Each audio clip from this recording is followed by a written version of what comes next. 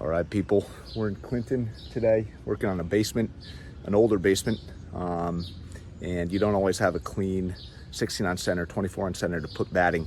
So I'm gonna show you what we do when we don't have that. You know, we've got really old planks here that are all over the place. So sometimes you gotta get creative and customize it. So I'll show you how we do that. So coming down into the basement, we got our cutting station over here. Come down into the basement, and you'll see it's nice and old. Got the original stone foundation, and here you can see these planks, right? These are not your standard 16 on center, 24 on center base. For this type of stuff, you got to get creative. So what we got going on here is we use a reinforced poly, 6 mil poly here, as reinforced strappings for the bats.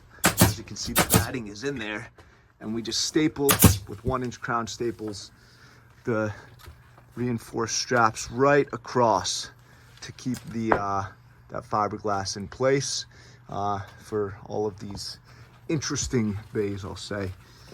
So as you can see, coming across here, got the straps ready to go, and then you just tightly fit in your batting, and then bada bing, bada boom, stays in there nice and cozy.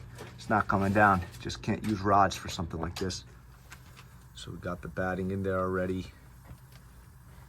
Then we cut the reinforced poly, we fit it in there. Then with 1-inch crown staples, make sure it's nice and tight. Get a good grip on there. And then we can bring it right across.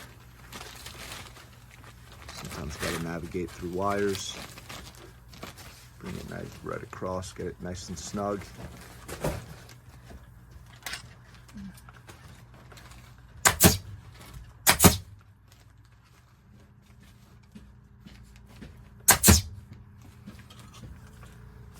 And there it is.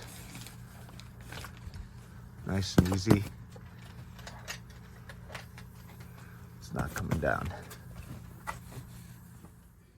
So, some basements easier to navigate, some tougher. So like I said, let me turn this around here.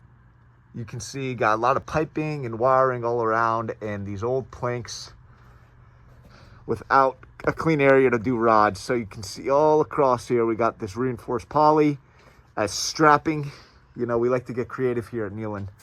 So you can go all across here.